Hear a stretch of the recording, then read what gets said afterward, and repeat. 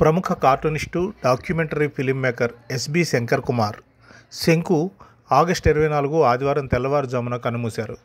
1946 December 16న ఆయన జన్మించారు. వారి స్వస్థలం పశ్చిమ గోదావరి జిల్లా తణుకు. 5వ తరగతి చదువుతుండగానే ఆయనకు చిత్రలేఖనంపై మక్కువ ఏర్పడింది. 1962లో తొలి కార్టూన్ ఆంధ్ర పత్రికలో ప్రచురితమైంది. ఆ తర్వాత వరుసగా కార్టూన్లు గీయటం మొదలుపెట్టారు. శంకర్ కుమార్ పేరును షార్ట్ కట్ చేస్తూ అప్పుడే ఆంధ్రజ్యోతి సంపాదకులు పురాణం సుబ్రహ్మణ్య శర్మ శంకుగా మార్చారు.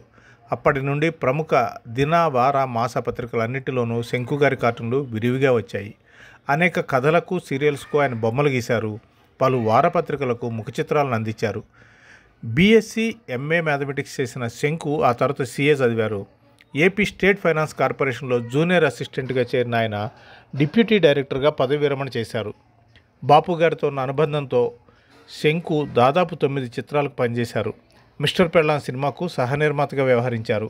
కార్టూనిస్ట్గా ఇంటర్నేషనల్ అవార్డ్స్ను అందుకున్న శంకు మునిమాణిక్య నరసింహారావు గారి కాంతం కథలు, సత్యం శంకర్ మంచి గారి అమరావతి కథలు, వంశీ దర్శకుడి మా పసలపొడి కథలు, సలీం కథలు టీవీలో ధారావాహికగా తీసుకొచ్చారు. వీటికి గాను ఆయనకి 9 నంది అవార్డులు వచ్చాయి.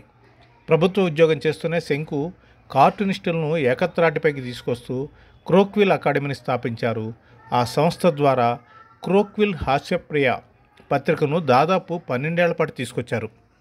79 సంవత్సరాల వయసులోనూ ప్రతిరోజు కార్టూన్లు గీస్తూ తన స్నేహితులకు, సన్నిహితులకు, బంధువులకు వాటిని పంపుతూ ఉండేవాళ్ళు.